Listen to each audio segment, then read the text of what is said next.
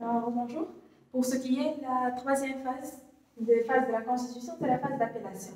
En termes de cette phase, je vous rappelle que dans la vidéo précédente, on avait parlé sur la libération du 1/4 qui est le minimum légal. Maintenant, à ce niveau-là, je dis que l'entreprise, elle a commencé à appeler les autres quarts restants. Il a commencé à appeler.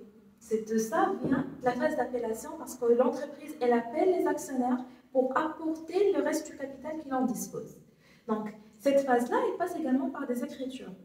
Le compte ici qui va se rajouter, c'est le compte qui est spécifique pour l'appellation, le compte 3462. Le compte 3462, c'est actionnaire, capital, souscrit, appelé, non, versé. Cela veut dire quoi? Si on revient vers ce qu'on avait dit tout à l'heure, et spécifiquement pour le compte 1119, on avait dit que ce compte 1119 qui est actionnaire capital souscrit non appelé. Cet actionnaire, il en dispose d'un compte de capital qui est souscrit dans la phase de la souscription, mais qui n'est pas encore appelé. Maintenant, l'entreprise, elle vient et elle appelle ce capital. Lorsqu'elle va appeler le capital, elle doit l'enregistrer. On avait dit le principe d'importance significative. Donc, quoi que ce soit l'opération que je vais effectuer, ça doit être enregistré. Également, lorsque je vais appeler l'actionnaire pour m'apporter le capital, je dois l'enregistrer dans ce compte qui est actionnaire, capital souscrit. On est toujours dans la phase de souscription. Actionnaire, il a un capital dans la phase de la souscription, maintenant qui est appelé. Je l'ai appelé en tant qu'entreprise, non versé. Je viens de l'appeler, mais il n'a pas encore versé. Donc, je fais que l'appellation. D'accord? Si je reviens vers les comptes schématiques qu'on avait utilisés tout à l'heure, on avait le compte 1119, on avait le compte 5141. Maintenant, lorsque j'ai appelé ce compte, est-ce qu'il est toujours non appelé? Non. Maintenant, je l'ai appelé, qu'est-ce que je dois faire pour le non appelé? Je dois l'annuler. Soi-disant, maintenant, comment ça se passe? On avait le compte 1119, ici, par un montant de 7500.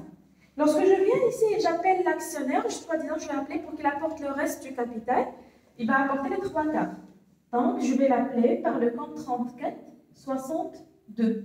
C'est un compte de la classe 3. Un compte de la classe 3, il augmente du débit. Donc, je dois constater le montant d'appellation qui est 7500. Lorsque j'ai appelé ici ce compte, est-ce qu'il est toujours non appelé? Non.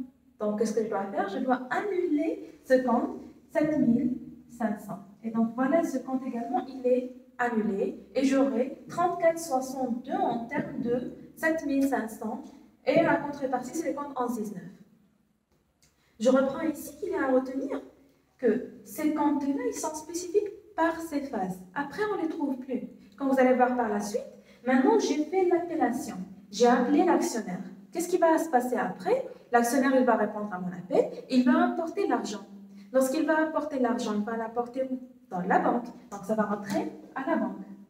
J'aurai ici 51,41. Je vais recevoir 7500. Automatiquement, ici, je dois avoir une contrepartie, le principe de la partie double.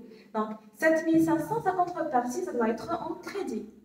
Automatiquement, si je veux suivre juste cette logique, je vais venir ici, je vais faire 7500, comme ça, j'aurai le principe de la partie double respecté.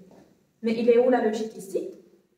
Je dis que, ici, le compte, c'était actionnaire capital souscrit appelé non versé. Une fois qu'il verse, est-ce que je dois toujours avoir ce compte? Non. Une fois qu'il verse, ce compte, il doit être annulé. Et je rejoins la logique du principe de la partie double. Pour annuler ce compte qui était débité, je dois le créditer et qui doit faire la contrepartie de compte banque que j'ai reçu.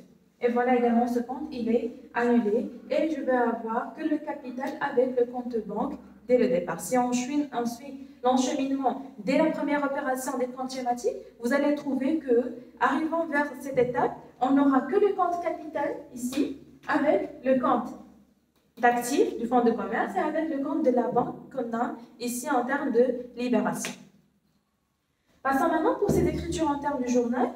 Ça va passer ici, on fait la date de la libération, de l'appellation plutôt. J'aurai ici le compte 3462, actionnaire, capital souscrit, non appelé, avec le montant de 7500. Et la contrepartie, on avait dit, c'est actionnaire, capital souscrit, plutôt ici, appelé non versé. Le premier compte, c'est appelé non versé.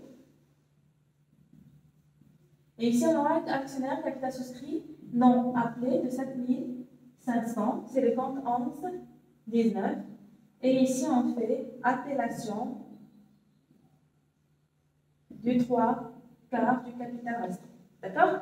Après, on passe pour la libération. La libération de cet apport, on avait dit que je vais le recevoir à la banque, donc je crée compte de banque. Par le même montant que je vais recevoir, c'est 7500.